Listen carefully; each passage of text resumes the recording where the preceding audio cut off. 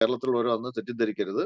അത് കൂടുതലും കേരളത്തിലുള്ളവരുണ്ട്, മലയാളികളായിട്ടുള്ള ആൾക്കാരുണ്ട്. നമ്മുടെ മീറ്റിംഗിൽ പോലും പങ്കെടുക്കുന്നത് പല ടൈം സോൺ വെച്ചിരിക്കാൻ കാരണം ഈ മീറ്റിംഗിൽ കേരളത്തിലുള്ള മലയാളികൾ മാത്രമല്ല പങ്കെടുക്കുന്നത്, പ്രവാസ ജീവിതത്തിലുള്ള മലയാളികളും ഉൾപ്പെടും.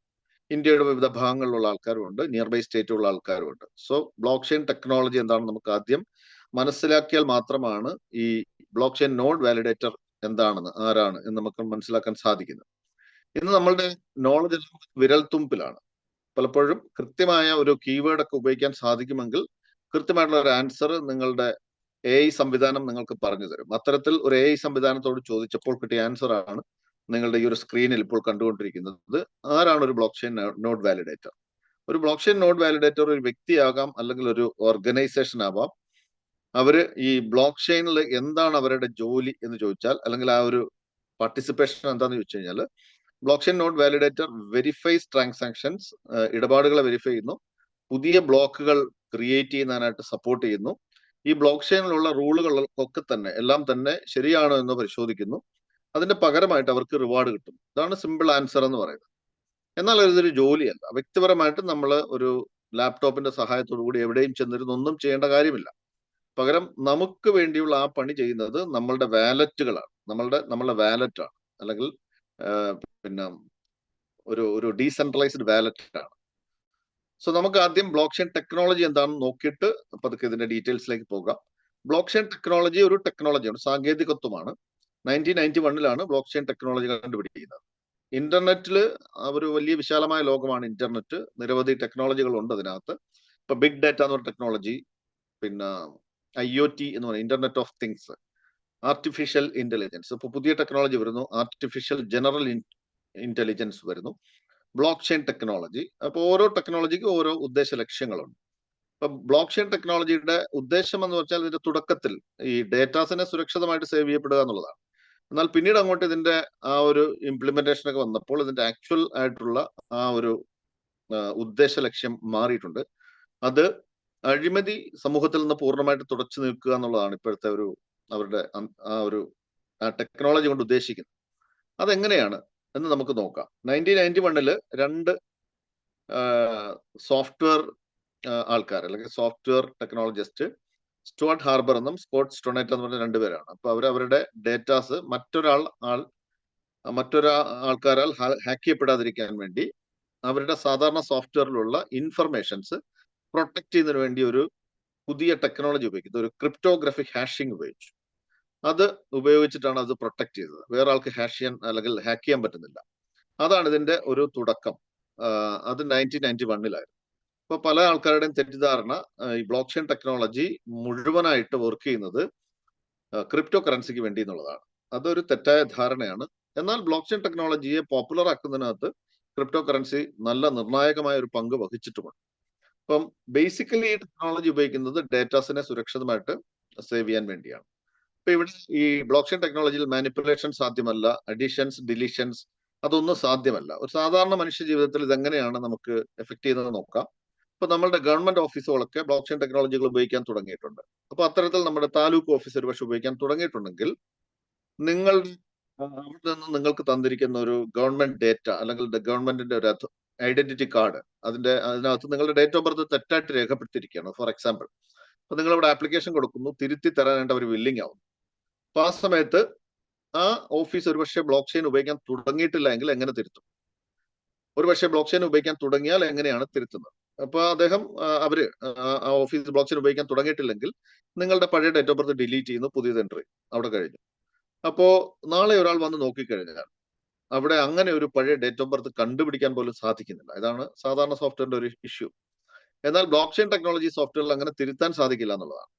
അവിടെ ഇന്നത്തെ ഒരു ദിവസമാണ് നമ്മൾ അത് ചെയ്യുന്ന 3/3/2026 വരെ ഈ വ്യക്തിയുടെ ഡേറ്റ് ഓഫ് ബർത്ത് ഇതായിരുന്നു, ഇന്ന് മുതൽ പുതിയതാണ്, അത് ഈ കാണുന്നതാണ് എന്ന് മാത്രമേ ബ്ലോക്ക് ചെയിനിൽ കറക്റ്റ് ചെയ്യാൻ സാധിക്കുകയുള്ളൂ. അപ്പോൾ നാളെ ഒരാൾ വന്ന് നോക്കുന്ന സമയത്ത് ഇങ്ങനെ ഒരു കറക്ഷൻ, അതൊരു പക്ഷേ ഒരു മാനിപ്പുലേഷൻ ആണെങ്കിൽ അത് കൃത്യമായി കണ്ടുപിടിക്കാനും സാധിക്കുന്നു എന്നുള്ളതാണ്. ഇങ്ങനെയാണ് ബ്ലോക്ക് ചെയിൻ ടെക്നോളജി നമ്മളുടെ.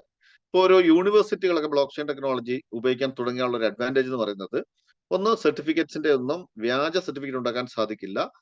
അതോടൊപ്പം തന്നെ ഗൾഫ് രാജ്യങ്ങളിലേക്ക് പോകുന്ന സമയത്തുള്ള അറ്റസ്റ്റേഷൻ നമുക്ക് ഒഴിവാക്കാൻ സാധിക്കും. അങ്ങനെയുള്ള അഡ്വാൻറ്റേജുകളുണ്ട്. അപ്പൊ ഇതാണ് ശരിക്കും ബ്ലോക്ക് ചെയിൻ ടെക്നോളജി എങ്ങനെയാണ് സാധ്യമാകുന്നത്? അപ്പൊ ഇത് സാധ്യമാകുന്ന മറ്റൊന്നുമല്ല, ഇത് ഈ സോഫ്റ്റ്വെയറിനുള്ളിൽ ബ്ലോക്കുകൾക്കുള്ളിലേക്കാണ് ഇൻഫർമേഷൻ ഫീഡ് ചെയ്യുന്നത്. ഈ ബ്ലോക്കുകൾ തമ്മിൽ ഒരു കണക്ഷൻ ഉണ്ട്. ഒരു നിശ്ചിത ഇന്റർവെല്ലിൽ ഒരു ബ്ലോക്ക് ഇപ്പൊ ഫോം ആയി, അവിടെ ആ സമയത്ത് ഡേറ്റ സെൻറ്റർ ചെയ്യുന്നു. ഒരു നിശ്ചിത ഇന്റർവെൽ കഴിയുമ്പോൾ, മേ ബി 10 മിനിറ്റ് എടുക്കാം, പുതിയൊരു ബ്ലോക്ക് വരുമ്പോൾ പുതിയ സമയത്തുള്ള ആ ബ്ലോക്ക് വരുമ്പോഴുള്ള സമയത്തുള്ള ഇൻഫർമേഷൻ ആ പുതിയ ബ്ലോക്കിലേക്കാണ് എൻ്റർ ചെയ്യുന്നത്. വീണ്ടും ഒരു 10 മിനിറ്റോ അല്ലെ 5 മിനിറ്റോ എത്രയാണോ ഈ ബ്ലോക്കിന്റെ സമയം, അത് കഴിയുമ്പോൾ മൂന്നാമതൊരു ബ്ലോക്ക് വരുമ്പോൾ മൂന്നാമത്തെ ബ്ലോക്കിലേക്കാണ് എൻ്റർ ചെയ്യുന്നത്. പക്ഷേ ഈ ഒരു 4 ബ്ലോക്കുകൾ നമ്മൾ എടുത്തു കഴിഞ്ഞാൽ ഒന്നിലും രണ്ടിലും മൂന്നിലുള്ള വിവരങ്ങൾ 4 ഉണ്ടാവും, 4 പുതുതായിട്ട് എൻ്റർ ചെയ്തുകൊണ്ടാവും. മൂന്നാമത്തെ ബ്ലോക്കിൽ എടുത്തു കഴിഞ്ഞാൽ ഒന്നിലും രണ്ടിലും ഉള്ളതും ഉണ്ടാകും, മൂന്നാമത്തെ ബ്ലോക്കിൽ ആ സമയത്ത് എൻ്റർ ചെയ്തുണ്ടാവും. ഇങ്ങനെ ഇതിനെ കണക്ട് ചെയ്യപ്പെടുകയാണ്. അപ്പോൾ block plus chain equal to block chain, അങ്ങനെയാണ് ഈ പേര് വന്നിരിക്കുന്നത്. അപ്പൊ ഇത് കണ്ടുപിടിച്ച വ്യക്തികളെ ഞാൻ നേരത്തെ പറഞ്ഞു, സ്റ്റുവർട്ട് ഹാർബറും സ്കോട്ട് സ്റ്റോണേറ്റ്. പക്ഷെ ഇപ്പോ ബ്ലോക്ക് ചെയിൻ ടെക്നോളജിയെ പരിപോഷിപ്പിക്കുന്നതിന് വേണ്ടി ബ്ലോക്ക് ചെയിൻ ഫൗണ്ടേഷൻ ലോകത്ത് നിലവിലുണ്ട്. അവരാണ് ഇതിനെ സപ്പോർട്ട് ചെയ്യുന്നത്. ഇന്നതൊരു വലിയൊരു സാമ്രാജ്യമാണ്. പുതിയ കാലങ്ങളിൽ ജോലി നോക്കുന്ന ഒരാൾക്ക് ഏറ്റവും നല്ല ഒരു ഓപ്ഷൻ കിട്ടുന്നത് തീർച്ചയായിട്ടും ബ്ലോക്ക് ചെയിൻ ടെക്നോളജിയിലായിരിക്കും എന്നുള്ള കാര്യത്തിൽ യാതൊരു സംശയമില്ല. എന്നാൽ നമ്മളുടെ ഇവിടുത്തെ ഒരു ഓപ്പർച്യൂണിറ്റി എന്ന് പറയുന്നത് പ്രായഭേദമന്യേ ആർക്ക് വേണമെങ്കിലും വളരെ സിമ്പിൾ ആയിട്ട് എൻ്റർ ചെയ്യാൻ പറ്റുന്ന ബ്ലോക്ക് ചെയിൻ നോഡ് വാലിഡേറ്റർ എന്നൊരു ഓപ്പർച്യൂണിറ്റിയാണ്. എന്താണെന്ന് നോക്കാം. അപ്പൊ അത് ഈസി ആയിട്ട് മനസ്സിലാക്കുന്നതിന് വേണ്ടി നമുക്ക് ഈ ബ്ലോക്ക് ചെയിനിൽ പല ട്രാൻസാക്ഷൻ ഉണ്ട്. അതായത് ബ്ലോക്ക് ചെയിൻ ഉപയോഗിക്കുന്ന പല മേഖലകളിലാണ്. അപ്പൊ നമുക്കൊരു സാമ്പത്തിക മേഖലകളിൽ ഒരു പക്ഷേ ബ്ലോക്ക് ചെയിൻ ഉപയോഗിക്കാൻ തുടങ്ങിയാൽ അതെങ്ങനെയായിരിക്കും നമുക്ക് പരിശോധിക്കാം. അതായത് ഫൈനാൻഷ്യൽ ട്രാൻസാക്ഷൻ സാധാരണ ബാങ്ക് വഴി നമ്മൾ ചെയ്യുമ്പോൾ ബാങ്കുകാർ ചെക്ക് ചെയ്യുന്ന 3 പോയിന്റുകളാണ് ഒരു ട്രാൻസാക്ഷൻ നടക്കുമ്പോൾ. ഒന്ന്, അയക്കുന്ന ആളുടെ അക്കൗണ്ടിൽ മതിയായ ബാലൻസ് ഉണ്ടോ. 2, സ്വീകരിക്കുന്ന ആളുടെ അക്കൗണ്ട് നമ്പർ കറക്റ്റ് ആണോ. 3, ഇതൊരു ലീഗൽ ആയിട്ടുള്ള ട്രാൻസാക്ഷൻ ആണോ.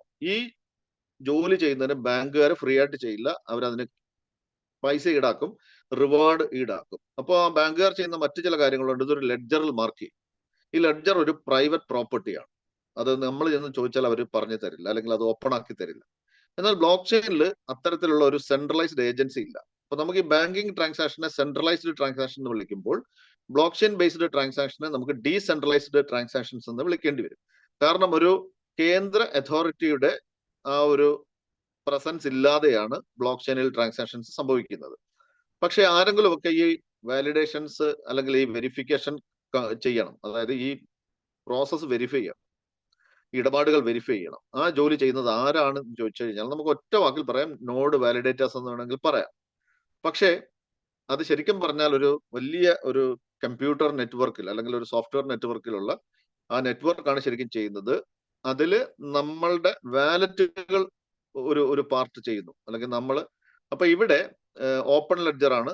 ഏത് ട്രാൻസാക്ഷൻ ബ്ലോക്ക് ചെയിനിൽ നടന്നു കഴിഞ്ഞാലും ആർക്ക് വേണമെങ്കിലും പരിശോധിക്കാം. ഇതിനൊരു ഫീസ് ഈടാക്കും, അത് അപ്പോൾ തന്നെ കട്ട് ചെയ്യുകയും ചെയ്യും. അപ്പോൾ തന്നെ കട്ട് ചെയ്തിട്ട് ഈ നോഡ് വാലിഡേറ്റേഴ്സിനെ ഡിസ്ട്രിബ്യൂട്ട് ചെയ്യുന്നതായിട്ട് നമുക്ക് എളുപ്പത്തിൽ പറയാൻ സാധിക്കും. ഇതാണ് ഈ സാധാരണ ബാങ്കിങ് ട്രാൻസാക്ഷനും ബ്ലോക്ക് ചെയിൻ ടെക്നോളജി ട്രാൻസാക്ഷനും തമ്മിലുള്ള വ്യത്യാസം. ഇതാണ്.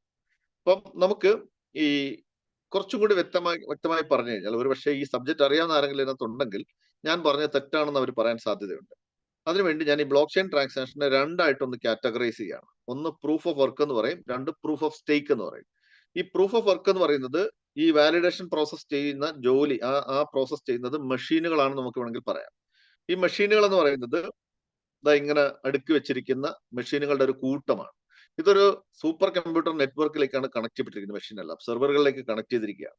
അപ്പൊ ഈ വാലിഡേഷൻ പ്രോസസ് ചെയ്യുന്ന ആരാണ്? മെഷീനുകളാണ്. ഈ മെഷീൻ ഓൺ ചെയ്യുന്ന ആരാണ്? വ്യക്തികളാണ്. അപ്പോൾ വ്യക്തികളുടെ വാലറ്റുമായിട്ട് ഈ മെഷീനെ ഇന്റഗ്രേറ്റ് ചെയ്ത് കഴിഞ്ഞാൽ ഇത് എവിടെയാണോ ഈ ഒരു സ്ഥാപിച്ചിരിക്കുന്നത്, ഏത് രാജ്യത്തുമാകാം, പക്ഷെ നിങ്ങൾക്ക് മറ്റൊരു രാജ്യത്ത് ഇരുന്നുകൊണ്ട് നിങ്ങൾക്ക് അതിന്റെ പ്രയോജനം പിന്നെ എൻജോയ് ചെയ്യാൻ സാധിക്കും. അപ്പൊ നമുക്ക് ഇത്തരം ഈ മെഷീനുകൾ ഉപയോഗിച്ചുള്ള വാലിഡേഷൻ പ്രോസസ്സ് ആദ്യകാല ടെക്നോളജിയാണ്. ആ ടെക്നോളജി ഇപ്പോൾ ടെക്നോളജി നിലവിലുണ്ട്, പക്ഷെ അത് ആരും പ്രോത്സാഹിപ്പിക്കുന്നില്ല. പകരം ഈ പ്രൂഫ് ഓഫ് സ്റ്റേക്ക് എന്ന് പറയുന്ന നോഡ് വാലിഡേഷൻ ആണ് ഇപ്പം പൂർണ്ണമായിട്ടും നോഡ് വാലിഡേഷനിലേക്ക് മാറിയിട്ടുണ്ട് ടെക്നോളജി. എന്തുകൊണ്ടെന്നാൽ ഈ ആദ്യം പറഞ്ഞ ഈ മെഷീൻ ഉപയോഗിച്ചിട്ടുള്ള വാലിഡേഷൻ പ്രോസസ്സിൽ കുറച്ച് പോരായ്മകളുണ്ട്. പോരായ്മകളിൽ ഒന്ന്, ഈ മെഷീന് വില കൂടുതലാണ്, പ്രൈസ് വളരെ കൂടുതലാണ്. അത് സ്വന്തമാക്കുക എന്ന് പറഞ്ഞാൽ ഒരു വിഭാഗം ആൾക്കാർക്ക് മാത്രമേ സാധിക്കുന്നുള്ളൂ. 2, മെഷീന്റെ ലൈഫ് എന്ന് പറയുന്നത് ഒരു 5 ഇയേഴ്സ് മാത്രമേ ഉള്ളൂ. 5 ഇയേഴ്സ് കഴിയുമ്പോൾ മെഷീൻ പൂർണ്ണമായി എടുത്ത് കളയുക, പുതിയ മെഷീൻ വാങ്ങി കണക്ട് ചെയ്യുക. അപ്പോൾ എന്ത് സംഭവിക്കും? പഴയ മെഷീൻ വേസ്റ്റ് ആയിട്ട് മാറും. അപ്പൊ പ്രകൃതിക്ക് വിരുദ്ധമായി. 3-ാമത്തെ പോയിന്റ്, ഇത് കാർബൺ എമിഷൻ ഉണ്ടാക്കുന്നു. അതായത് ഇത് വർക്ക് ചെയ്യുമ്പോൾ കാർബൺ എമിഷൻ, നല്ല കാർബൺ എമിഷൻ ഉണ്ടാക്കുന്നു, പ്രകൃതിക്ക് വിരുദ്ധമാകും. ഓക്കെ. നാലാമത്തെ പോയിന്റ് എന്ന് പറയുന്നത് ഇലക്ട്രിസിറ്റിയുടെ യൂസേജ് വളരെ കൂടുതലാണ്. അപ്പൊ മനുഷ്യരാശിക്ക് ഒരു പക്ഷെ 100 വർഷം കൊണ്ട് ഉപയോഗിക്കാമായിരുന്ന ഇലക്ട്രിസിറ്റി ഒക്കെ ഇവർ 10 വർഷം കൊണ്ട് തീർത്ത് കളയും. അപ്പോൾ 10 വർഷത്തേക്കുള്ള ഇലക്ട്രിസിറ്റി ഒരു വർഷം കൊണ്ട് തീർക്കും. അപ്പൊ ഇങ്ങനെയൊക്കെയുള്ള ഞാൻ ഈ പറഞ്ഞ പ്രധാനപ്പെട്ട കാരണങ്ങൾ ഉള്ളത് കൊണ്ട് തന്നെ ഈ മെഷീൻ വാലിഡേഷൻ എന്ന് പറഞ്ഞാൽ ഇപ്പൊ ഔട്ട് ഓഫ് ഇതാണ്, അല്ലെങ്കിൽ അത് ഔട്ട് ഓഫ് ടെക്നോളജി നല്ലതാണ്, അത് മാറിയിട്ടില്ല, പഴയ കാലത്തിലുള്ള അവർ ഉപയോഗിക്കുകയും ചെയ്യുന്നുണ്ട്. പക്ഷെ പുതിയ കാലഘട്ടങ്ങൾ അനുവദിക്കുന്നില്ല എന്നുള്ളതാണ്. അപ്പോൾ അവിടെ നോഡ് വാലിഡേഷൻ എന്ന് പറയുന്ന ഒരു പ്രോസസ്സിലേക്ക് മാറിയിട്ടുണ്ട്. എന്താണ് ഇവ തമ്മിലുള്ള വ്യത്യാസം എന്ന് ചോദിച്ചു കഴിഞ്ഞാൽ, ഈ മെഷീൻ വാലിഡേഷന് കണ്ടില്ലേ, ഈ മൈനിങ് ഫാം എന്ന് അതിനെ അറിയപ്പെടുന്നത്. ഒരു സ്റ്റാൻഡിനകത്ത് തന്നെ 36 അല്ലെങ്കിൽ 32, 64 മെഷീൻസ് ഒക്കെ ഇരിപ്പുണ്ട്. ഇതിന്റെ ഒരു കൂട്ടമാണ്. അപ്പൊ ഇതിനെ മൈനിങ് ഫാം എന്നറിയപ്പെടും. പക്ഷേ ഇവിടെ നോഡുകളിലേക്ക് മാറുമ്പോൾ ഈ പറയുന്ന ഒരു 50 മീറ്റർ നീളത്തിലിരിക്കുന്ന ഒരു കൂട്ടം മെഷീൻസ്, ഓക്കെ, അത് നമുക്ക് 2 or 3 ഫ്രിഡ്ജ് അടുക്കി വെക്കുന്ന സ്ഥലത്തേക്ക് മാറ്റാൻ സാധിക്കും. ഇലക്ട്രിസിറ്റി നമുക്ക് ഇവിടെ 5% മാത്രം മതി. അവിടെ 95% ഇലക്ട്രിസിറ്റി, നമുക്ക് 95% ഇലക്ട്രിസിറ്റി നമുക്ക് സേവ് ചെയ്യാൻ സാധിക്കും. അപ്പൊ അത്തരത്തിൽ ഈ കാലഘട്ടത്തിലുള്ള, പുതിയ കാലഘട്ടത്തിലുള്ള ബ്ലോക്ക് ചെയിൻ ടെക്നോളജികളെല്ലാം തന്നെ നോഡ് വാലിഡേഷൻ എന്ന് പറഞ്ഞ സംഗതിയാണ് ഉള്ളത്. ഇതാണ് ഇവ തമ്മിലുള്ള വ്യത്യാസം. അപ്പൊ ഇവിടെ നമ്മുടെ ഓപ്പർച്യൂണിറ്റി ഉള്ളത് ഈ പുതിയ കാലഘട്ടത്തിലുള്ള നോഡ് വാലിഡേഷൻ പ്രോസസ്സിലാണ് ഒരു നോഡ് വാലിഡേറ്റർ ആയിട്ട് മാറാനായിട്ട് നിങ്ങൾക്ക് അവസരമുള്ളത്. അപ്പൊ അവിടെ ആ ജോലി നിങ്ങൾക്ക് വേണ്ടി ചെയ്യുന്നത് നിങ്ങളുടെ മൊബൈലിൽ ഡൗൺലോഡ് ചെയ്ത് അല്ലെങ്കിൽ ഇൻസ്റ്റാൾ ചെയ്തിരിക്കുന്ന ഒരു വാലറ്റ് അഡ്രസ്സിനെ ഇതുമായിട്ടൊന്ന് കണക്ട് ചെയ്ത് വിട്ടാൽ മതി. Once connected it is connected forever എന്നുള്ളതാണ്. ഒരിക്കലും നിങ്ങൾ കണക്ട് ചെയ്താൽ എപ്പോഴും അത് കണക്റ്റഡ് ആയിരിക്കും, പിന്നെ അത് മാറ്റാനും സാധിക്കുന്നില്ല. അപ്പോൾ എന്ത് ബെനിഫിറ്റ് ആണ് നമുക്ക് കിട്ടുന്നത്? അപ്പൊ ഈ നോഡ് എന്ന് പറയുമ്പോൾ തന്നെ അതൊരു കോസ്റ്റ്ലി ആണ് തീർച്ചയായിട്ടും. ഒരു നോഡ് എന്ന് പറയുമ്പോൾ ഏകദേശം ഒരു മേ ബി ഡിപ്പെൻസ് ആണ്, പല കമ്പനികളും ഇതിപ്പോ 4 കോടി അല്ലെങ്കിൽ 8 കോടിയോ അല്ലെങ്കിൽ 10 കോടി 14 കോടി, ഇങ്ങനെ കോടിക്കണക്കിന് രൂപയാണ് ഒരു നോഡ് ഫുൾ സെറ്റ് ചെയ്തെടുക്കണമെങ്കിൽ. അപ്പൊ അതുകൊണ്ട് തന്നെ ഒരു വ്യക്തിക്ക് അത് എടുക്കുക എന്ന് പറഞ്ഞാൽ പോസിബിൾ അല്ല. അതുകൊണ്ട് ഇതിനെ ഡിവൈഡ് ചെയ്തിട്ട് അല്ലെങ്കിൽ ഫ്രാക്ഷനൈസേഷൻ, അംശീകരണം നടത്തിയിട്ട് ഇങ്ങനെ ഫ്രാക്ഷൻ ആക്കി മാറ്റിയിട്ട് ഒരു പോർഷൻ ആയിട്ട് നമുക്ക് യൂണിറ്റ് ആയിട്ട് എടുക്കാൻ സാധിക്കും എന്നുള്ളതാണ്. ഓക്കെ. അപ്പൊ അത് ആർക്ക് കൂടുതൽ ഫീസ് കിട്ടും അല്ലെങ്കിൽ റിവാർഡ് കിട്ടും എന്നുള്ളത് നിങ്ങൾ എത്ര ഫ്രാക്ഷൻ എടുത്തിരിക്കുന്നു എന്നതിനെ ബേസ് ചെയ്തിരിക്കും. ഒരെണ്ണം എടുത്തിരിക്കുന്ന ആൾക്ക് കിട്ടുന്നതിനേക്കാൾ കൂടുതലായിരിക്കും 5 എണ്ണം എടുത്തിരിക്കുന്ന ആൾ, അതിനേക്കാൾ കൂടുതലാണ് 10 എണ്ണം. അപ്പൊ ആനുപാതികമാണ് എന്നുള്ളതാണ്. ഇനി നമ്മൾ ചെക്ക് ചെയ്യുന്ന ഒരു പോയിന്റ്, ഞാനിത് പറയുമ്പോൾ എനിക്കറിയാം പുതിയ ആൾക്കാർക്ക് ഇത് കാര്യമായി മനസ്സിലാവില്ല. പക്ഷെ ഈ സ്റ്റെപ്പ് നിങ്ങൾ ഫോളോ ചെയ്ത് കഴിഞ്ഞാൽ ബാക്കി നിങ്ങൾക്ക് പിന്നെ ഒരു പക്ഷേ ഈ ആർട്ടിഫിഷ്യൽ ഇന്റലിജൻസിന്റെ സഹായത്തോടു കൂടിയോ അല്ലെങ്കിൽ മറ്റ് നിങ്ങളെ ഇൻവൈറ്റ് ചെയ്തിരിക്കുന്ന ആളുടെ സഹായത്തോടു കൂടിയോ കൂടുതൽ കാര്യങ്ങൾ മനസ്സിലാക്കാനും ഇത് കൃത്യമായിട്ട് എൻജോയ് ചെയ്യാനും സാധിക്കും എന്നുള്ളതാണ്. സോ നമുക്ക് ഇനി നോക്കുന്നത് ഇത്തരത്തിലുള്ള ബ്ലോക്ക് ചെയിൻ ടെക്നോളജികളിൽ നിലവിൽ ഉള്ള ആൾക്കാർക്ക് എത്ര കിട്ടുന്നു. ഒരു കാര്യം ഞാൻ മനസ്സിലാക്കുക, ഇങ്ങനെയുള്ള റിക്രൂട്ട്മെന്റ് അങ്ങനെ ആരും ചെയ്യാറില്ല, അല്ലെങ്കിൽ പബ്ലിക്കിലേക്ക് ഇങ്ങനെ ഓപ്പൺ ചെയ്യാറില്ല. ഈ ബ്ലോക്ക് ചെയിൻ ഓൺ ചെയ്യുന്ന വ്യക്തികളുടെ ഒരു കമ്മ്യൂണിറ്റി ഉണ്ടാവും. അത് അവരുടെ സുഹൃത്തുക്കളോ ബന്ധുക്കളോ ഒക്കെ അടങ്ങുന്ന ഒരു കമ്മ്യൂണിറ്റി ഉണ്ടാവും. ആ കമ്മ്യൂണിറ്റിയിലേക്ക് മാത്രമായിട്ട് അവർ നിലനിർത്തും, പബ്ലിക്കിലേക്ക് കൊടുക്കത്തില്ല. ഇത്തരത്തിൽ പബ്ലിക്കിലേക്ക് കൊടുത്തിട്ടുള്ള ആദ്യത്തെ കമ്പനിയുടെ പേര് എത്തേറിയം എന്ന് പറഞ്ഞ ബ്ലോക്ക് ചെയിൻ ടെക്നോളജിയാണ്. 2016 മുതൽ 17 വരെ ഒരു വർഷ കാലഘട്ടമാണ് ഇതിന് അവരെ അനുവദിച്ചത്. അപ്പൊ അന്നത്തെ ഒരു ടെക്നോളജി അനുസരിച്ച്, സിസ്റ്റം അനുസരിച്ച് ഏതൊരാളുടെ വാലറ്റിലാണോ $100 ബാലൻസ് ഉണ്ടായിരിക്കുന്നത്, ആ വാലറ്റിന് നിങ്ങൾക്ക് ഇതുമായിട്ട് കണക്ട് ചെയ്യാം. അങ്ങനെ ഒരു 10,000 വാലറ്റുകൾ കണക്ട് ചെയ്തു, അവരെ സ്റ്റോപ്പ് ചെയ്യുകയും ചെയ്യും. ആ 10,000-ൽ ഒരു വാലറ്റ് ഹോൾഡ് ചെയ്തിരിക്കുന്ന ഒരാൾക്ക്, അല്ലെങ്കിൽ $100 അന്ന് ഇൻവെസ്റ്റ് ചെയ്ത ഒരാൾക്ക് ആ നോഡ് വാലിഡേറ്റർ എത്ര രൂപ കിട്ടുന്നു എന്ന് നമുക്ക് പരിശോധിക്കാം. അവരുടെ നേറ്റീവ് കറൻസി ആയിട്ടുള്ള ETH അഥവാ ഈത്തർ എന്ന് പറഞ്ഞ കോയിനായിട്ടാണ് അതിന്റെ ഫീസ് കിട്ടുന്നത്. നിങ്ങൾക്ക് ഗൂഗിൾ ചെയ്ത് നോക്കാവുന്നതേ ഉള്ളൂ. ഒരു ETH കോയിന്റെ ഇന്നത്തെ പ്രൈസ് നോക്കി കഴിഞ്ഞാൽ ഒരു 2000 ± $2,000 വരും. അപ്പൊ ഏകദേശം നമ്മൾ നോക്കി കഴിഞ്ഞാൽ 8 × 2000 നമുക്ക് എടുക്കാം. തൽക്കാലം $16,000 ആണ്. It is almost equal to ഒരു 14,40,000 രൂപ. ഫോർ എക്സാമ്പിൾ 14 ലക്ഷം. ഇതാണ് അവരുടെ ഒരു റിട്ടേൺ എന്ന് പറയുന്നത്. അപ്പോ ഇനി നമുക്ക് അവിടെ പോയിട്ട് ആ ചാൻസ് എടുക്കാൻ സാധിക്കുന്നില്ല. കാരണം ഇറ്റ് ഈസ് ഓവർ എന്ന് പറഞ്ഞാൽ ഇതൊരു ബ്ലോക്ക് ചെയിൻ ക്രിയേറ്റ് ചെയ്യുന്ന ആ സമയത്ത് മാത്രം സംജാതമാകുന്ന ഒരു ഓപ്പർച്യൂണിറ്റി ആണിത്. അത് പബ്ലിക്കിന് ഓപ്പൺ ചെയ്യണം നിർബന്ധവുമില്ല. അതുകൊണ്ട് ഞാൻ ഇങ്ങനെ പറയുന്നു, ഒരാളുടെ ജീവിതത്തിൽ വളരെ റെയറായിട്ട് കിട്ടുന്ന, റെയറായിട്ട് കേൾക്കാൻ സാധ്യതയുള്ള ഒരു ഓപ്പർച്യൂണിറ്റിയാണ്. ചിലരുടെ ജീവിതത്തിൽ ഇത് കേൾക്കത്തതേ ഇല്ല. അപ്പോൾ you are very lucky. At least നിങ്ങൾക്ക് ഈ ഒരു അവയർനെസ് കിട്ടുന്നു എന്നുള്ളത് വളരെ ഇമ്പോർട്ടന്റ് ആണ്. ഇനി നമ്മൾ ചെക്ക് ചെയ്യുന്ന ലോകത്ത് എത്ര പബ്ലിക് ബ്ലോക്ക് ചെയിനുകൾ ഉണ്ടെന്ന്. ഇപ്പൊ നമുക്കറിയാം എന്താണ് ഈ പബ്ലിക് പ്രൈവറ്റ് തമ്മിലുള്ള വ്യത്യാസം. ഇപ്പൊ Kerala public service commission block chain ടെക്നോളജിയിലേക്ക് മാറാൻ തീരുമാനിച്ചു എന്ന് പറയുമ്പോൾ അതൊരു പ്രൈവറ്റ് ബ്ലോക്ക് ചെയിൻ ആയിരിക്കും. നമ്മളുടെ ഇന്ത്യൻ ഗവൺമെന്റിന്റെ ഡിഫൻസ് ഡിപ്പാർട്ട്മെന്റിന്റെ ഒരു ബ്ലോക്ക് ചെയിൻ എന്ന് പറഞ്ഞാൽ പക്ക പ്രൈവറ്റ് ആണ്. കാരണം എന്താണ്, അവിടെ ഒരുപാട് രഹസ്യങ്ങളുണ്ട്. അത് പബ്ലിക്കിന് അവിടെ ഒരിക്കലും ഇത് ചെയ്യുന്നില്ല. അപ്പൊ ഈ പബ്ലിക് ബ്ലോക്ക് ചെയിനുകൾ കൊണ്ട് ഉദ്ദേശിക്കുന്നത് എന്താണെന്ന് ചോദിച്ചു കഴിഞ്ഞാൽ, രാജ്യങ്ങളുടെ അതിരുകൾക്ക് അതീതമായി വർക്ക് ചെയ്യുന്നതും ഏതൊരു ആൾക്കും യൂസ് ചെയ്യാൻ സാധിക്കുന്നതും ഡീസെൻട്രലൈസേഷൻ ആണ്. അതുകൊണ്ട് തന്നെ അയാൾക്ക് ഒരു ടെക്നോളജി അറിയാവുന്ന ഒരാളുടെ സഹായത്തോടു കൂടി അതിനകത്ത് എന്തൊക്കെ കാര്യങ്ങളൊക്കെ ചെയ്യാൻ പറ്റും അതെല്ലാം ചെയ്യാൻ സാധിക്കുന്നതുമായിട്ടുള്ള ബ്ലോക്ക് ചെയിനുകളാണ് പബ്ലിക് ബ്ലോക്ക് ചെയിനുകൾ. അത് 50 എണ്ണമാണ് ലോകത്ത് ഇതുവരെ ഉള്ളത്. 50 ഞാൻ രണ്ടായിട്ടൊന്ന് തരംതിരിക്കുകയാണ്. Solana, Polygon, Polkadot, Cardano, Ethereum, Bitcoin, ഇതൊക്കെയാണ് പേരുകൾ. Binance smart chain, Ton, Arbitrum, Tron, ഇതൊക്കെ. ഇത് ഏത് പേര് നിങ്ങളൊന്ന് ഗൂഗിൾ ചെയ്ത് നോക്കിക്കഴിഞ്ഞാൽ കൃത്യമായിട്ടുള്ള ആൻസറുകൾ കിട്ടും. അതായത് ഇത് ഒരു പബ്ലിക് ബ്ലോക്ക് ചെയിൻ ആണെന്നും. അപ്പൊ ഈ ഒരു 50ഓളം ബ്ലോക്ക് ചെയിനെ രണ്ടായിട്ട് തിരിക്കുമ്പോൾ അത് ലെയർ 1 എന്നും ലെയർ 2 എന്നും നമുക്ക് പറയാം. ലെയർ 1 എന്ന് പറയുന്നത് 1ാം നിര, ലെയർ 2 എന്ന് പറയുന്നത് 2ാം നിര. ലോകത്ത് കൂടുതലുള്ളത് 2ാം നിരയാണ്. ഓക്കെ, 1ാം നിര വളരെ കുറച്ചേ ഉള്ളൂ. അത് 10ൽ താഴെ മാത്രമേ ഉള്ളൂ. 40ൽ കൂടുതൽ 2ാം നിരയാണ്. എന്താണ് ഇവ തമ്മിലുള്ള വ്യത്യാസം എന്ന് പറഞ്ഞാൽ, ഞാൻ എളുപ്പത്തിൽ പറയുന്നത് എങ്ങനെയാണ്, ഈ അടിസ്ഥാനമായ എല്ലാ ഘടകങ്ങളും സ്വന്തമായിട്ടുള്ള ഒരു ബ്ലോക്ക് ചെയിൻ, അതാണ് 1ാം നിര. ഉദാഹരണമായിട്ട് നമുക്ക് ഇന്ത്യൻ റെയിൽവേ എടുക്കുക. അത് ബ്ലോക്ക് ചെയിൻ അല്ല എങ്കിൽ പോലും ഇന്ത്യൻ റെയിൽവേയുടേതാണ് ഈ പറയുന്ന ട്രെയിനുകളും അല്ലെങ്കിൽ ഈ പ്ലാറ്റ്ഫോം, ട്രാക്കുകള്, സ്റ്റേഷനുകള്, സിഗ്നൽ സംവിധാനം, സ്റ്റാഫ്, ഇതെല്ലാം ഇന്ത്യൻ റെയിൽവേയുടെയാണ്. ഇവര് ബേസ് അടിസ്ഥാനമായി അത് പൊക്കി അങ്ങനെ കൊണ്ടുവരികയാണ്, അല്ലെ, വന്നിട്ടുള്ളതാണ്. എന്നാൽ ഒരു പ്രത്യേക റൂട്ടിൽ മേ ബി ഡൽഹിയിൽ നിന്നും പിന്നെ ഹൈദരാബാദിലേക്കോ മറ്റോ ഒരു പ്രൈവറ്റൈസ് എന്ന് വിചാരിക്കുക, ഒരു പ്രൈവറ്റ് കമ്പനിക്ക് ഒരു പെർമിഷൻ കൊടുത്തു. അപ്പൊ അങ്ങനെ വരുമ്പോൾ ആ കമ്പനി ഇതൊന്നും ഉണ്ടാക്കണ്ട, ഒരു ട്രെയിൻ മാത്രം മേടിച്ചാൽ മതി. അപ്പൊ ട്രെയിൻ മോഡിഫൈ ചെയ്തെടുത്താൽ മതി. അപ്പൊ ഈ ട്രെയിൻ മാത്രമായിട്ടാണ് അവർ വരുന്നത്. ബാക്കിയെല്ലാം ഇവർ എൻജോയ് ചെയ്യും, അല്ലെങ്കിൽ ഇവർ യൂസ് ചെയ്യും. അപ്പൊ നമുക്ക് ഈ പ്രൈവറ്റ് കമ്പനിയെ 2ാം നിര എന്ന് വിളിക്കാം, ഇന്ത്യൻ റെയിൽവേ 1ാം നിര എന്ന് വിളിക്കാം. അപ്പൊ നമ്മൾ ഇനി ചർച്ച ചെയ്യുന്നത്, അല്ലെങ്കിൽ ഇനി ഞാൻ ഇൻഫർമേഷൻ പാസ് ചെയ്യുന്നത്, ലോകത്ത് 51ാമത്തതും 1ാം നിരയുമായിട്ടുള്ള അല്ലെങ്കിൽ ലെയർ 1 ഒരു ബ്ലോക്ക് ചെയിനിന്റെ ഡീറ്റെയിൽസിലേക്കാണ് നമ്മൾ പോകുന്നത്. അതിനകത്താണ് നോഡ് വാലിഡേറ്റർ എന്നുള്ള ഒരു അവസരമുള്ളത്. അതിന്റെ പ്രത്യേകത എന്ന് വെച്ചാൽ ഒരു ഇന്ത്യൻ ബ്ലോക്ക് ചെയിൻ ആണ്. ഇന്ത്യയിൽ ആദ്യത്തെ പബ്ലിക് ബ്ലോക്ക് ചെയിൻ ആണ്. So first Indian public block chain or first public block chain from India.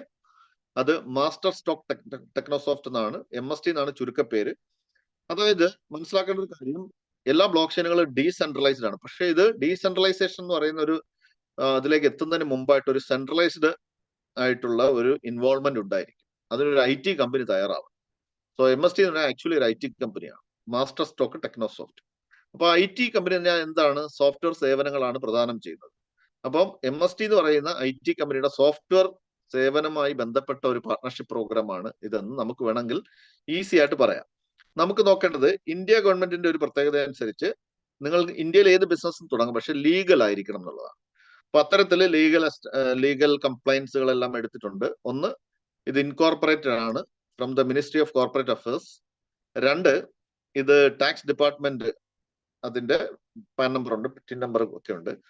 3, ഇതൊരു സർവീസ് എന്ന് പറഞ്ഞ ഒരു കാറ്റഗറിയിൽ വരും. ഗുഡ്സ് ആൻഡ് സർവീസ് ടാക്സ് എടുക്കുമ്പോൾ സർവീസ് എന്ന് പറയുന്ന ടാക്സ് അതിൽ വരും. അപ്പോൾ GST അപ്രൂവൽ ഉണ്ട്, GST നമ്പർ ഉണ്ട്. Recognised by ministry of micro, small and medium enterprises എന്ന് പറയും. ഉദ്യം രജിസ്ട്രേഷൻ സർട്ടിഫിക്കറ്റ് ഇന്ത്യയിൽ MSME എന്ന് പറയും. ഓക്കെ, അതുണ്ട് 4മതായിട്ട്. ഇനി 5മതായിട്ട് ഇതൊരു ഇന്ത്യൻ സ്റ്റാർട്ടപ്പ് ആയിട്ട് റെക്കഗ്നൈസ് ചെയ്തിട്ടുണ്ട്. സോ എന്താണ് സ്റ്റാർട്ടപ്സ്? ഇന്ത്യ ഗവൺമെന്റിന്റെ ഒരു പ്രൊജക്റ്റ് ആണ്, അല്ലെങ്കിൽ ഒരു വിഷനാണ്. ആത്മനിർഭർ ഭാരത് എന്ന് പറയും ഹിന്ദിയിൽ പറയുമ്പോൾ. സെൽഫ് റിലയന്റ് ഇന്ത്യ എന്ന് പറയും, സ്വയം പര്യാപ്ത ഇന്ത്യ, ആശ്രയ ഇന്ത്യ. എല്ലാ മേഖലകളിലും ഒരുപാട് സ്റ്റാർട്ടപ്പുകളുണ്ട്, ആയിരക്കണക്കിന് സ്റ്റാർട്ടപ്പുകളുണ്ട്. അപ്പൊ അതില് സൈന്യത്തിനെ സപ്പോർട്ട് ചെയ്യുന്ന സ്റ്റാർട്ടപ്പുകളുണ്ട്, നമുക്കല്ലാതെ ഗവൺമെന്റിനെ സപ്പോർട്ട് ചെയ്യുന്ന സ്റ്റാർട്ടപ്പുകളുണ്ട്, പൊതുജനങ്ങളെ സപ്പോർട്ട് ചെയ്യുന്ന സ്റ്റാർട്ടപ്പുകളുണ്ട്. ഇപ്പൊ ഈ സ്റ്റാർട്ടപ്പുകൾക്ക് ഗവൺമെന്റ് ചെയ്തു കൊടുക്കുന്ന ഫെസിലിറ്റീസ് എന്തൊക്കെയാണ്? അവർക്ക് ലോൺ കൊടുക്കും, ഗ്രാന്റ് കൊടുക്കും, എക്സിബിഷൻ സംഘടിപ്പിച്ചു കൊടുക്കും, പുറത്തേക്ക് പോകണമെന്നുണ്ടെങ്കിൽ അങ്ങനെയുള്ള സഹായങ്ങൾ ചെയ്തു കൊടുക്കും, നിയമങ്ങളെ വളരെ ലഘൂകരിച്ച് അവർ ശരിയാക്കി കൊടുക്കും, സിംഗിൾ വിൻഡോ പോലുള്ള സംഗതികൾ ചെയ്തു കൊടുക്കും. അപ്പൊ ഇവിടെ നമ്മൾ എടുത്ത് പറയുകയാണെങ്കിൽ, ഇപ്പൊ ഇമെയിലിൽ അത്തരം ഒരു സ്റ്റാർട്ടപ്പാണ് സോഹോ മെയിൽ എന്ന് പറയുന്നത്. മെസ്സേജിംഗ് സംവിധാനത്തിൽ അറാട്ടെ എന്ന് പറയുന്ന സ്റ്റാർട്ടപ്പാണ്. AI സംവിധാനത്തിൽ പെർപ്ലക്സിറ്റി ഒരു സ്റ്റാർട്ടപ്പാണ്. ബ്ലോക്ക് ചെയിനിൽ MST ആദ്യത്തെ സ്റ്റാർട്ടപ്പാണ്. ഇതെങ്ങനെയാണ് ഈ ഇന്ത്യയിൽ ഇതിപ്പോ വർക്ക് ചെയ്യുന്ന മെത്തേഡ് എങ്ങനെയാണെന്ന് നോക്കാം. നമുക്കറിയാം, ഇന്ത്യയിൽ നിങ്ങൾക്ക് എല്ലാവർക്കും അറിയാം, ഇപ്പൊ ബാങ്കിങ് മേഖല IRDA ഉണ്ട്, ഇൻഷുറൻസ് മേഖല ബാങ്കിങ്ങിൽ RBI ഉണ്ട്, ഇൻഷുറൻസിൽ IRDA ഉണ്ട്, ഇൻവെസ്റ്റ്മെന്റ്സിൽ SEBI ഉണ്ട്, ടെലിഫോണിൽ TRAI ഉണ്ട്. അത്തരം ഒരു ഗവൺമെന്റ് ഏജൻസി അതൊക്കെ വരണം എന്നുണ്ടെങ്കിൽ നിയമനിർമ്മാണത്തിലേക്ക് പോകണം. അപ്പൊ നിയമനിർമ്മാണം നടന്നിട്ടില്ല. അതുകൊണ്ട് ഇപ്പോഴത്തെ ഒരു ചട്ടക്കൂടാണ് ഞാൻ ഈ പറയുന്നത്. ഇൻക്യുബേഷൻ പീരീഡിലാണ്. കാരണം ഇത് പുതിയ കാര്യമാണ്. Ministry of electronics and information technology, അതിന്റെ താഴെ STPI എന്ന സ്ഥാപനമുണ്ട്. Software technology park of India എന്ന് പറയും. ഇത് ഗുരുഗ്രാമിലാണ്, ഹരിയാന, നിയർ ടു ഡൽഹി. അപ്പൊ ഇവരാണ് ഇന്ത്യയിലുള്ള സോഫ്റ്റ്വെയർ കമ്പനികളെ കംപ്ലീറ്റ് നിയന്ത്രിക്കുന്നത്, സോഫ്റ്റ്വെയറെ കംപ്ലീറ്റ് നിയന്ത്രിക്കുന്നത്. സോ പല സോഫ്റ്റ്വെയർ ചോദിക്കുമ്പോൾ ബ്ലോക്ക് ചെയിൻ ടെക്നോളജി എന്ന് പറഞ്ഞാൽ ഒരു സോഫ്റ്റ്വെയർ ആണ്, ഒരു ടൈപ്പ് ഓഫ് സോഫ്റ്റ്വെയർ ആണ്. Okay, one of the softwares എന്ന് പറയാം. അതിനെ നിയന്ത്രിക്കുന്നതിനും മറ്റും പരിപോഷിപ്പിക്കുന്നതിനും മറ്റുമായിട്ട് ആപ്പിയറി എന്ന് പറയുന്ന ഒരു, നിയന്ത്രിക്കുക എന്നുള്ളതല്ല, പരിപോഷിപ്പിക്കുക എന്നുള്ളതാണ് കാര്യം, നിയന്ത്രണമായിട്ടില്ല. ആപ്പിയറിയുടെ അണ്ടറിൽ ലീഗലി രജിസ്റ്റർ ചെയ്തിരിക്കുന്ന ആദ്യത്തെ ബ്ലോക്ക് ചെയിൻ ആണ് MST. സോ ഇതാണ് ഇപ്പോഴത്തെ ഒരു ചട്ടക്കൂട്, മനസ്സിലാക്കുക. ഇനി എന്താണ് MST ബ്ലോക്ക് ചെയിന്റെ പ്രത്യേകതകൾ നോക്കുമ്പോൾ, ഇതൊരു ലെയർ 1 ബ്ലോക്ക് ചെയിൻ ആണ്. നേരത്തെ പറഞ്ഞതുപോലെ ഇതിനകത്ത് നമുക്ക് ഡിജിറ്റൽ കറൻസി ഉണ്ട്, സിമിലർ ടു BNB, ETH അല്ലെങ്കിൽ BTC, അങ്ങനെയുള്ള ട്രോൺ എന്ന് പറഞ്ഞ കറൻസി. ഇതൊക്കെ നമുക്ക് കയ്യിലുണ്ടെങ്കിൽ വിത്തിൻ 5 minutes നമുക്ക് എൻകാഷ് ചെയ്ത് ഇന്ത്യൻ കറൻസി ആക്കി മാറ്റാൻ സാധിക്കും. അപ്പൊ ആ രീതിയിൽ ഉള്ള ഇതിന്റെ കറൻസിയുടെ പേര് MSTC എന്നാണ്, MST കോയിൻ എന്നാണ്. കൂടാതെ ഡീസെൻട്രലൈസ്ഡ് ഫൈനാൻസിങ് സംവിധാനമുണ്ട്. ഡീസെൻട്രലൈസിന്റെ ഏറ്റവും വലിയ പ്രത്യേകത എന്ന് പറഞ്ഞാൽ, നമ്മളിപ്പോ സാധാരണ ആൾക്കാർ ധനകാര്യ സ്ഥാപനങ്ങളിൽ കൊണ്ട് പൈസ ഇൻവെസ്റ്റ് ചെയ്യുന്നു, ഒരു പക്ഷെ മന്ത്ലി ഒരു റിട്ടേൺ കിട്ടും. അപ്പോ അങ്ങനെ ഒരു കൺട്രോൾ ഇല്ലാതെ നമുക്ക് ചെയ്യാനായിട്ട് ഡെഫി എന്ന് പറഞ്ഞ സംവിധാനമുണ്ട് ഈ ഡീസെൻട്രലൈസേഷനകത്ത്. ഡീസെൻട്രലൈസ്ഡ് ഫൈനാൻസ് എന്നാണ് അവിടെ പറയുന്നത്. അവിടെ നമുക്ക് സ്റ്റേക്ക് ചെയ്യാം, ലെൻഡ് ചെയ്യാം, ബോറോ ചെയ്യാം. നമ്മുടെ മൊബൈലിന്റെ സഹായത്തോടു കൂടി ആരുടെ സഹായമില്ലാതെ ചെയ്യാൻ പറ്റുന്ന കാര്യങ്ങളാണ്. നോൺ ഫഞ്ചബിൾ ടോക്കൺ NFT ഉണ്ട്. ഒരു പിക്ചർ, മൂവി, വോയിസ് നോട്ട്, ഇതിനെ നമുക്ക് കൺവേർട്ട് ചെയ്തിട്ട് ഡിജിറ്റലൈസ് ചെയ്യാൻ സാധിക്കും. അപ്പൊ അത് നമുക്ക് വിൽപ്പനയ്ക്ക് വേണമെങ്കിൽ വെക്കാം. അതാണ് NFT എന്ന് പറയുന്നത്. പിന്നെ നമുക്ക് നോക്കുമ്പോൾ ഇത് എവിടൊക്കെ ഉപയോഗിക്കാൻ സാധിക്കും, അതായത് സപ്ലൈ ചെയിൻ മാനേജ്മെന്റിൽ ഉപയോഗിക്കാം. ഒരു പ്രൊഡക്റ്റ് C&F ഏജന്റിൽ നിന്നും പുറപ്പെട്ട്, അല്ലെങ്കിൽ മാനുഫാക്ചറിൽ നിന്നും പുറപ്പെട്ട് C&F agent, wholesale distributor, retail distributor, then finally അത് ഒരു റീറ്റെയിൽ ഷോപ്പിൽ വരും, എൻഡ് കസ്റ്റമറുടെ കയ്യിൽ. അപ്പൊ ഇത് എവിടെയാണ് ഇതിപ്പോൾ ട്രാക്ക് ചെയ്യാൻ സാധിക്കും. അങ്ങനെ ഒരുപാട് കാര്യങ്ങൾ നമുക്ക് സപ്ലൈ ചെയിൻ മാനേജ്മെന്റിൽ സാധിക്കും. ഐഡന്റിറ്റി വെരിഫിക്കേഷൻ പ്രോസസ്സിൽ സാധിക്കും. ഇപ്പൊ നമുക്കറിയാമല്ലോ, ഇത് പിന്നെ പാസ്പോർട്ട് സംവിധാനത്തിലൊക്കെ ഉപയോഗിക്കാൻ സാധിക്കും. വോട്ടിംഗ് സിസ്റ്റം, നമ്മൾ അറിയാലോ, ഇലക്ട്രോണിക് വോട്ടിംഗ് നമ്മൾ ചെയ്യുന്നുണ്ടല്ലോ ഇലക്ഷന്. അപ്പൊ അതിനകത്ത് വോട്ട് ചോരി എന്ന് പറഞ്ഞ കംപ്ലൈന്റ് നമുക്ക് ഒഴിവാക്കാൻ സാധിക്കും വോട്ടിംഗിൽ ഇത് ഉപയോഗിക്കാൻ തുടങ്ങിയാൽ. ഗെയിമിങ്ങിന് ഉപയോഗിക്കാം, ക്രോസ് ബോർഡർ പേയ്മെന്റ്സിന് ഉപയോഗിക്കാം, ട്രഡീഷണൽ മേഖലകളായിട്ടുള്ള medical, banking, agriculture, e-commerce, hotel industry, infrastructure, അവിടെയൊക്കെ ഉപയോഗിക്കാം. അപ്പോ ഒരു ബ്ലോക്ക് ചെയിന്, എല്ലാ ബ്ലോക്ക് ചെയിനും ഇത്തരത്തിൽ പർപ്പസ് ഇതായിരിക്കണം എന്നില്ല. ഇപ്പൊ ട്രോൺ എന്ന് പറഞ്ഞ ബ്ലോക്ക് ചെയിന്റെ പർപ്പസ് എന്ന് പറഞ്ഞാൽ, അത് ഇടപാടുകളെ സപ്പോർട്ട് ചെയ്യുന്ന ഒരു ബ്ലോക്ക് ചെയിൻ ആണ്. കാര്യമായി പ്രൊജക്ടുകളൊന്നുമില്ല. എന്നാൽ എത്തേറിയം അങ്ങനെയല്ല. എത്തേറിയം എന്ന് പറഞ്ഞ ബ്ലോക്ക് ചെയിനകത്ത് നിരവധി പ്രൊജക്ടുകളുണ്ട്. ഒരുപക്ഷെ എത്തേറിയത്തിന്റെ ഒരു സ്ട്രെങ്ത്തും അത് തന്നെയാണ്. അപ്പൊ ആ രീതിയിൽ നമ്മൾ കമ്പയർ ചെയ്യുമ്പോൾ MST ബ്ലോക്ക് ചെയിൻ ഇന്ത്യയിൽ ആദ്യത്തേതായതുകൊണ്ട്, പബ്ലിക് ബ്ലോക്ക് ചെയിൻ ആയതുകൊണ്ട്, നിരവധി കമ്പനികൾ ഇതിനെ ഓൾറെഡി അപ്രോച്ച് ചെയ്തിട്ടുണ്ട്. ഒരുപാട് പ്രൊജക്ടുകൾ അണ്ടർ കൺസിഡറേഷനിലാണ്. അപ്പൊ ഇത് എവിടെ പോയി പരിശോധിക്കാം എന്ന് ചോദിച്ചാൽ, mstscan.com പോയി പരിശോധിക്കാം, testnet.mstscan.com പോയി പരിശോധിക്കാം. അവിടെ നിരവധി പ്രൊജക്ടുകളെ കാണാൻ സാധിക്കും. ഇപ്പൊ ടെസ്റ്റ്നെറ്റിൽ പോയി കഴിഞ്ഞാൽ ഏകദേശം 859 പ്രൊജക്ടുകളെ കാണാൻ സാധിക്കും. സ്റ്റിൽ നമ്മൾ ഇത് നമ്മളല്ല, ഈ കമ്പനി ഇത് ക്രിയേറ്റ് ചെയ്തുകൊണ്ടിരിക്കുകയാണ്. അത് ഫുള്ളി ഡീസെൻട്രലൈസ്ഡ് ആയിട്ടില്ല. അപ്പൊ അവിടെയാണ് ഇത്തരം പ്രൊജക്ടുകൾ. പിന്നെ നമുക്ക് മെയിൻ നെറ്റിൽ പോയി കഴിഞ്ഞാൽ 101 പ്രൊജക്ടുകൾ കാണാൻ സാധിക്കും. 52 വെരിഫൈഡ് ആണ്. ഈ പ്രൊജക്ടുകൾ എന്ന് പറയുമ്പോൾ പല പല കമ്പനികളുടെ പ്രൊജക്ടുകളാണ്. അതിനകത്ത് ലോ ഫേം ഉണ്ട്, പിന്നെ വാലറ്റുകൾ ഇൻട്രൊഡ്യൂസ് ചെയ്യുന്ന കമ്പനികളുണ്ട്. അപ്പൊ അങ്ങനെയുള്ള കമ്പനികളുടെ ഡീറ്റെയിൽസ് ഇവരുടെ സോഷ്യൽ മീഡിയ പ്ലാറ്റ്ഫോമിൽ നിങ്ങൾക്ക് കാണാൻ സാധിക്കും. അവിടെ നോക്കാവുന്നതാണ്. എല്ലാത്തിലും ഉണ്ട്. എക്സിലുണ്ട്, ഫേസ്ബുക്കിലുണ്ട്, ടെലിഗ്രാമിലുണ്ട്. അവിടെയൊക്കെ പോയി നിങ്ങൾക്ക് പരിശോധിക്കാവുന്നതേ ഉള്ളൂ. അത് മനസ്സിലാക്കാൻ സാധിക്കും. ഇപ്പൊ ഒരുപാട് പ്രൊജക്ടുകൾ വന്നുകൊണ്ടിരിക്കുകയാണ്. പിന്നെ ഈ ബ്ലോക്ക് ചെയിനെ ഓഡിറ്റ് ചെയ്യുന്ന കമ്പനിയെ പരിശോധിച്ചാൽ നമുക്ക് അതിന്റെ ആ ഒരു സ്റ്റാൻഡേർഡ് മനസ്സിലാക്കാൻ സാധിക്കും. 1, 2, 3, 4 സ്ഥാനങ്ങളിലൊക്കെ നിൽക്കുന്ന ബ്ലോക്ക് ചെയിനുകളെ ഓഡിറ്റ് ചെയ്യുന്ന അതേ കമ്പനി തന്നെയാണ് ഇതിനെയും ഓഡിറ്റ് ചെയ്യുന്നത്. അതിന്റെ പേര് ക്യുൾ ഓഡിറ്റ്സ് എന്നാണ്. ഇനി എന്താണ് ബെനിഫിറ്റ്? നമുക്കറിയണം, നമുക്ക് ബെനിഫിറ്റുകളാണ്. ഇത് 20 yearsന്റെ ഒരു ലോങ് ടേം ബെനിഫിറ്റ് ആണ്. അതിൽ 1 വർഷം പാസ് ചെയ്തിട്ടുണ്ട്. ബാക്കിയുള്ള ഒരു 19 years, ലെസ് ദാൻ 19 yearsന്റെ ഒരു ബെനിഫിറ്റ് ആണ്, ലോങ് ഇയേഴ്സിന്റെ ബെനിഫിറ്റ് ആണുള്ളത്. മറ്റ് ബെനിഫിറ്റുകളുണ്ട്. അത് നിങ്ങൾ ഇതിനകത്തേക്ക് വന്നതിന് ശേഷം പഠിക്കുന്നതായിരിക്കും ഏറ്റവും നല്ലത്. ആർക്കിത് വാങ്ങാൻ സാധിക്കും? Who can be A block chain node validator? ഈ കസ്റ്റമർ എന്ന് നമുക്ക് വേണമെങ്കിൽ വിളിക്കാം, അല്ലെങ്കിൽ യൂസർ എന്ന് വിളിക്കാം. അവർക്ക് ഞാൻ ഇനി പറയുന്ന കാര്യങ്ങൾ വേണം. യൂസർ ഷുഡ് ബി ക്വാളിഫൈഡ് വിത്ത് ആധാർ. ഇന്ത്യക്കാരനായിരിക്കണം, ആധാർ ഉണ്ടായിരിക്കണം, ആധാറുമായി കണക്ട് ചെയ്തൊരു മൊബൈൽ ഉണ്ടായിരിക്കണം. പാൻ ഉണ്ടായിരിക്കണം, പെർമനന്റ് അക്കൗണ്ട് നമ്പർ ഉണ്ടായിരിക്കണം, ഇൻകം ടാക്സുമായി ബന്ധപ്പെട്ട, അത് ആധാറുമായിട്ട് ലിങ്ക്ഡ് ആയിരിക്കണം. ക്ലിയർ? ഇതല്ലെങ്കിൽ തന്നെ ലിങ്ക് ചെയ്യണം. കാരണം എന്താണ്, ഇത് ലിങ്ക് ചെയ്തിട്ടില്ലെങ്കിൽ നിങ്ങൾക്ക് ഇപ്പൊ ഫൈൻ വന്നിട്ടുണ്ടാവും. ഗവൺമെന്റിന്റെ ഒരു പോളിസിയാണ്. അപ്പൊ ഈ ഇത്രയും കാര്യങ്ങൾ വളരെ ഇമ്പോർട്ടന്റ് ആണ്. അങ്ങനെ ഉള്ള ഒരാൾക്ക് ഒരു ഇമെയിൽ അഡ്രസ്സ് എന്തായാലും എല്ലാവർക്കും ഉണ്ടാവും. വാലറ്റ് അഡ്രസ്സ് ചിലർക്ക് ഉണ്ടാവില്ല, അത് ക്രിയേറ്റ് ചെയ്യണം. അത് നിങ്ങളെ സഹായിക്കും. ബാങ്ക് അക്കൗണ്ട് നമ്പർ, പിന്നെ ഒരു മൊബൈൽ, ഇത്രയുമുള്ള ഒരാൾക്ക് ഓൺലൈനായിട്ട് രജിസ്റ്റർ ചെയ്ത് നമുക്ക് പിന്നെ വാലറ്റിനെ കണക്ട് ചെയ്തതിനു ശേഷം പർച്ചേസ് ഓപ്ഷൻ കിട്ടും. നിങ്ങൾക്ക് GST അടച്ചിട്ട് പർച്ചേസ് ചെയ്യാവുന്നതാണ്. എത്ര കൊടുക്കാൻ നോക്കാം. ടോട്ടലി ഇതിനെ ഡിസൈൻ ചെയ്തിരിക്കുന്നത് 42 നോഡുകളായിട്ടാണ്. അതിൽ 21 ആണ് ഇപ്പൊ വിൽപ്പനയ്ക്കുള്ളത്, ഇന്ത്യക്കാർക്കായിട്ട് മാറ്റി വെച്ചിരിക്കുന്നത്. അതിൽ 3 എണ്ണം, അതിനകത്ത് 3 എണ്ണം ഈ ഡെവലപ്പേഴ്സിന്റെ ആണ്. ബാലൻസ് ഉള്ളത് ഒരു 18 ആണ്. ഇപ്പൊ ഒരു നോഡിൽ 70,000 ഫ്രാക്ഷൻസ് ഉണ്ട്. അപ്പൊ നമുക്ക് ഇവരുടെ എല്ലാം ഒഴിവാക്കിയിട്ട് ബാലൻസ് നോക്കുമ്പോൾ ഏകദേശം ഒരു ഇനി ബാലൻസ് ഉള്ളത് 9,60,000 ഫ്രാക്ഷൻസ് ആണ് ബാലൻസ് ഉള്ളത്. നോഡുകളല്ല, ഫ്രാക്ഷൻസ്. ഓക്കെ. അപ്പോ ഇത് ഒരു പക്ഷേ ഇനി അങ്ങോട്ട് നമ്മൾ എല്ലാവരും 10 എണ്ണം വീതം എടുത്തു കഴിഞ്ഞാൽ കേവലം 96,000 ആൾക്കാരിലേക്ക് ലിമിറ്റ് ചെയ്യപ്പെടുന്ന ഒരു ഓപ്പർച്യൂണിറ്റിയാണ്. 100 എണ്ണം വീതം എടുത്തു കഴിഞ്ഞാൽ 9,600 പേരിലേക്ക് ലിമിറ്റ് ചെയ്യപ്പെടും. സോ ഇന്ത്യൻ ജനസംഖ്യ 140 കോടിയാണ്. അപ്പൊ അതിനകത്തൊരു 1 ലക്ഷം അല്ലെങ്കിൽ 1.25 ലക്ഷം പേർക്ക് മാത്രമായിട്ട് ലിമിറ്റ് ചെയ്യപ്പെടുന്ന ഒരു ഓപ്പർച്യൂണിറ്റിയാണ് നിങ്ങൾ കണ്ടുകൊണ്ടിരിക്കുന്നത്. ഇനി നമുക്ക് ഇതിന്റെ പ്രൈസ് പോകാം. സ്റ്റേജ് 1, സ്റ്റേജ് 2, സ്റ്റേജ് 3 അങ്ങനെയാണ് പോകുന്നത്. അപ്പൊ സ്റ്റേജ് 1 പാസ് ചെയ്തിട്ടുണ്ട്. സ്റ്റേജ് 2ലെ വില, ഇന്നത്തെ വില നോക്കുമ്പോൾ ഇതാണ് വില. ഏകദേശം ഒരു ഫ്രാക്ഷൻ എടുക്കുന്നതിന് 3,200 പ്ലസ് ഓർ മൈനസ് ആണ്, 3,200 രൂപയാണ്. ഈ 3,200 രൂപയിൽ ഗവൺമെന്റിലേക്കുള്ള 18% ടാക്സും ഉണ്ട്. ഇപ്പൊ ഒരു ഞാൻ എനിക്ക് തോന്നുന്നു 4 മാസം മുമ്പാണ് ഞാൻ ആദ്യത്തെ ഫ്രാക്ഷൻ ഒരെണ്ണം വാങ്ങുന്നത്. അപ്പോൾ GST അടക്കം 1,340 ആണ് അന്ന് പേ ചെയ്തത്. അപ്പൊ ഏകദേശം ഇതിന്റെ ഡബിൾ കഴിഞ്ഞിട്ടുണ്ട്. അപ്പൊ ഇതിന്റെ ഒരു പ്രത്യേകം, നമ്മൾ ലേറ്റ് ആവും തോറും ഇതിന്റെ പ്രൈസ് കൂടിക്കൊണ്ടിരിക്കും. ഈ ഫ്രാക്ഷന്റെ പ്രൈസ് കൂടിക്കൊണ്ടിരിക്കും. അപ്പൊ നിങ്ങൾ തീരുമാനം എടുക്കുന്നത് എത്രയും പെട്ടെന്ന് വാങ്ങുന്നതായിരിക്കും നല്ലത്. അല്ലെങ്കിൽ നോ എന്നുള്ള തീരുമാനം എടുക്കുക, മാറി നിൽക്കുക, അടുത്തൊരാൾ ആ ഓപ്പർച്യൂണിറ്റി എടുത്തോട്ടെ എന്നുള്ളതാണ്. ഇത് പറയുമ്പോൾ അഹങ്കാരമായിട്ട് നിങ്ങൾ ഒരു കാരണവശാലും എടുക്കരുത്. കാരണം ഇത് ഒരു ലിമിറ്റഡ് ഓപ്പർച്യൂണിറ്റിയാണ്. ഇപ്പോൾ ഒരു 3 മാസത്തിന് ശേഷമുള്ള റേറ്റ് ഒരു 10,000 ക്രോസ് ചെയ്യാൻ സാധ്യതയുണ്ട്. ഒരു 5 മാസത്തിന് ശേഷമുള്ള റേറ്റ് 20,000 വരെ പോയേക്കാം. ഒരു 15,000, 20,000 ഇൻക്ലൂഡിങ് ടാക്സ്, GST അടക്കം. ഓക്കെ. സോ അത് കഴിഞ്ഞ് നമുക്കിനി എന്താണ് ഈ ഒരു ഫ്രാക്ഷൻ എടുത്തു ഒരു നോഡ് വാലിഡേറ്റർ ആയി മാറിക്കഴിഞ്ഞാൽ നമുക്കിത് എന്താണ്, ഇത് എൻകാഷ് ചെയ്യുന്നത് എങ്ങനെയാണ്, അതൊക്കെ നോക്കണ്ടേ? ഓക്കെ, നമുക്ക് നോക്കാം. ഈ ഏതൊരു ബ്ലോക്ക് ചെയിൻ സംവിധാനത്തിലും ഒരു ബ്ലോക്ക് ചെയിൻ എക്കണോമിക്സ് ഉണ്ട്. ആ ബ്ലോക്ക് ചെയിൻ എക്കണോമിക്സ് എന്ന് പറയുന്നത് ആ ബ്ലോക്ക് ചെയിന്റെ ഒരു നേറ്റീവ് കോയിനുമായി ബന്ധപ്പെട്ട ഒരു കണക്കാണ്. അപ്പൊ ഈ ഒരു ബ്ലോക്ക് ചെയിന്റെ നേറ്റീവ് കോയിന്റെ പേര് MSTC എന്നാണ് ഞാൻ പറഞ്ഞു. അതിന്റെ ടോട്ടൽ സപ്ലൈ എന്ന് പറഞ്ഞാൽ 840 കോടിയാണ്, 8.4 ബില്യൺ ആണ്. ഓക്കെ, അത് ആദ്യം മനസ്സിലാക്കുന്നു. ഏതൊരു ബ്ലോക്ക് ചെയിനും ഹാവിംഗ് പ്രോഗ്രാം എന്ന് പറഞ്ഞൊരു സംഗതിയുണ്ട്. പകുതിയാക്കൽ എന്ന് മലയാളത്തിൽ പറയാം.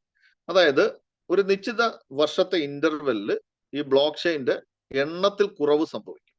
എണ്ണം മീൻസ് ഈ കോയിന്റെ എണ്ണത്തിൽ കുറവ് സംഭവിക്കും. അങ്ങനെ സംഭവിപ്പിച്ചേ പറ്റുള്ളൂ. It is A pre defined mechanism ആണ്. അപ്പോ ഇപ്പൊ ഞാൻ ഇതിലേക്ക് വരാം. അതായത് 3 സെക്കൻഡിൽ ഒരു ബ്ലോക്ക് എന്നുള്ളതാണ് ഇതിന്റെ ഒരു ബ്ലോക്ക് ഫോർമേഷൻ എന്ന് പറയുന്നത്. 3 സെക്കൻഡിൽ ഒരു ബ്ലോക്ക്.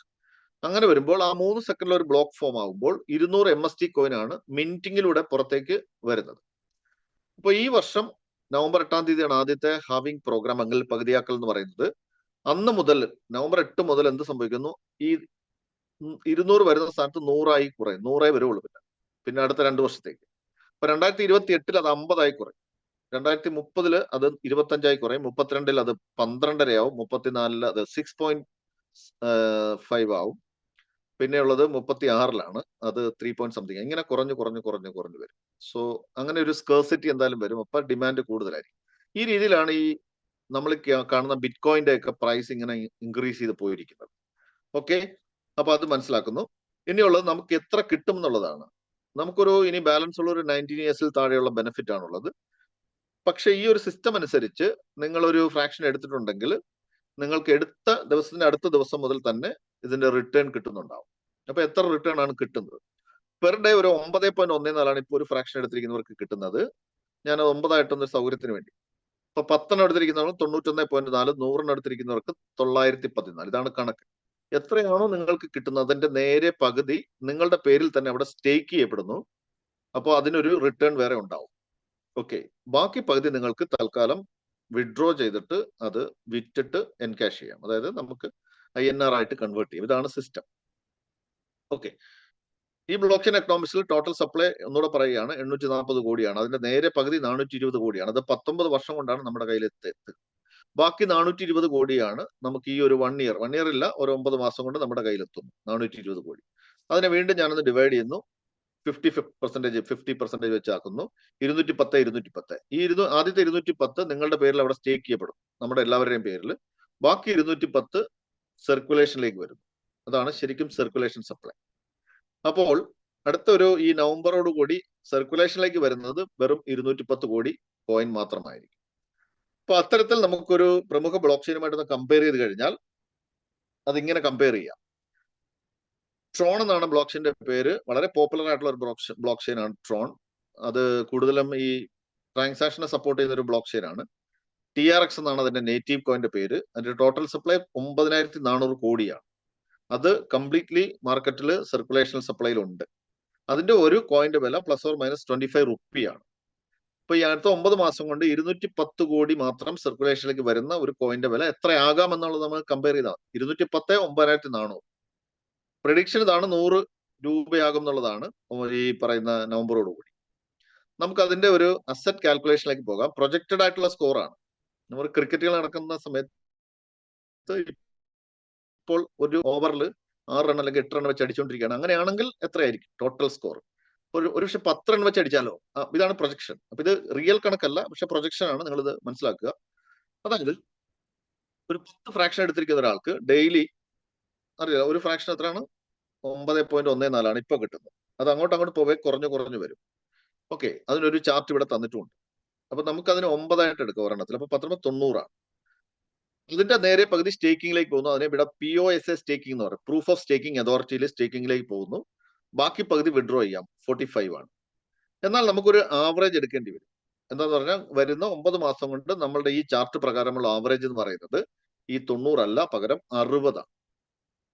അങ്ങനെ ഉണ്ടെങ്കിൽ നമുക്ക് ടോട്ടൽ 9 മാസം കൊണ്ട് ഇപ്പോൾ 10 ഫ്രാക്ഷൻ എടുക്കുന്ന ഒരാളുടെ കയ്യിലേക്ക് എത്താൻ സാധ്യതയുള്ളത് 16,200 കോയിനാണ്.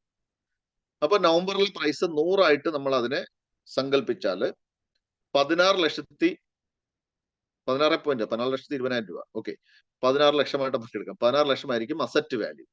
അപ്പൊ ഇത് പ്രൊജക്ഷൻ ആണ്. ഇതിന്റെ പകുതി മാത്രമേ സംഭവിക്കുന്നുള്ളൂ. അങ്ങനെ ഉണ്ടെങ്കിൽ അത് 8 ലക്ഷമായിരിക്കുള്ളൂ.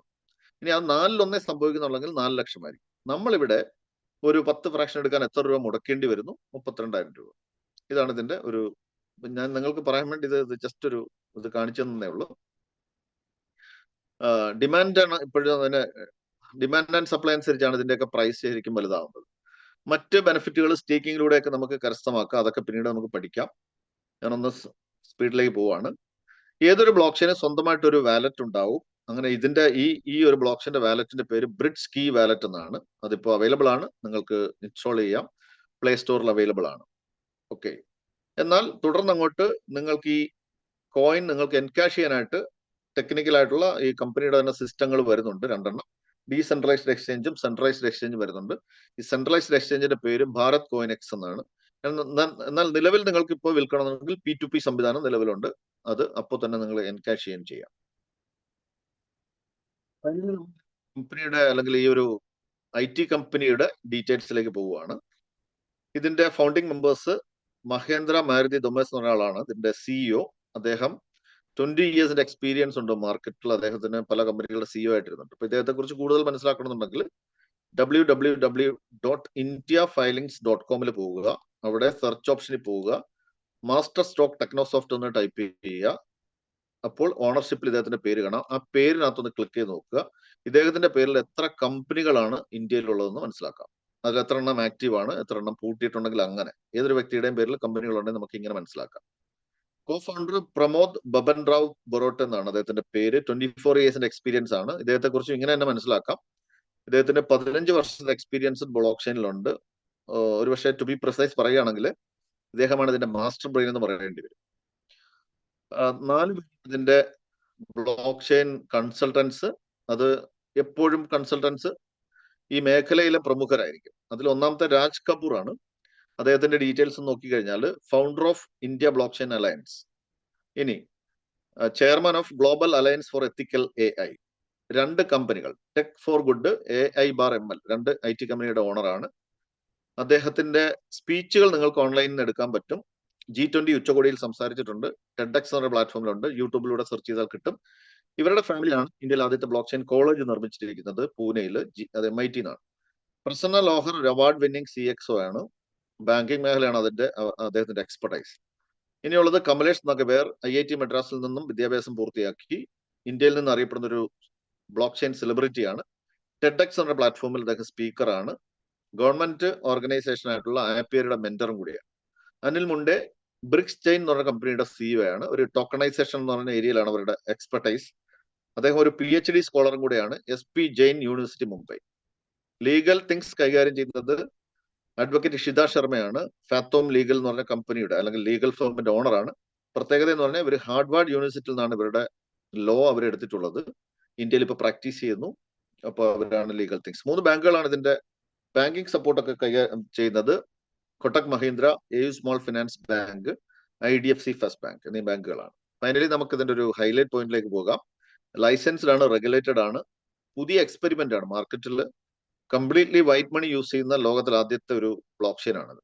കാരണം അങ്ങനെ ഒരു ബ്ലോക്ക് ചെയിൻ ഇല്ല, ലോകത്തില്ല. കാരണം ബ്ലാക്ക് മണി യൂസ് ചെയ്തിട്ടുണ്ട്. പ്രൊഫഷണലിസവും വിസിബിലിറ്റി ഉണ്ട്. ആൾക്കാരെയൊക്കെ നിങ്ങൾക്ക് നേരിട്ട് കാണാം, അത്യാവശ്യം അവരെ നേരിട്ട് കാണുകയും ചെയ്യാം. പ്ലെന്റി ഓഫ് ഡൈവേഴ്സിഫൈഡ് പ്രൊജക്ട്സ് ഉണ്ട് ഇതിനകത്ത്. അടുത്ത പ്രൊജക്ട്സ് എന്ന് പറയുന്നത് കാർബൺ ക്രെഡിറ്റ് പോലുള്ള അതിനൂതനമായ പ്രൊജക്ടുകൾ വരുന്നു. Multiple and long time benefits ഉണ്ട് ഈ ഒരു സിസ്റ്റത്തിലേക്ക് വന്നാൽ. ടെക്നോളജിക്കൽ പാർട്ണർഷിപ്പ് ആണ്. ആരും ഇതൊരു ROE പ്രോഗ്രാം ആണെന്ന് പറഞ്ഞിട്ട് വരരുത്. ROE എന്ന് പറഞ്ഞാൽ 100 ഇട്ടാൽ 200 കിട്ടുന്നതിനാണ് ROE എന്ന് പറയുന്നത്. റിട്ടേൺ ഓൺ ഇൻവെസ്റ്റ്മെന്റ് ഡെയിലി കിട്ടുന്നതിനെയാണ് പറയുന്നത്. ഇതൊരു ROE പ്രോഗ്രാം അല്ല.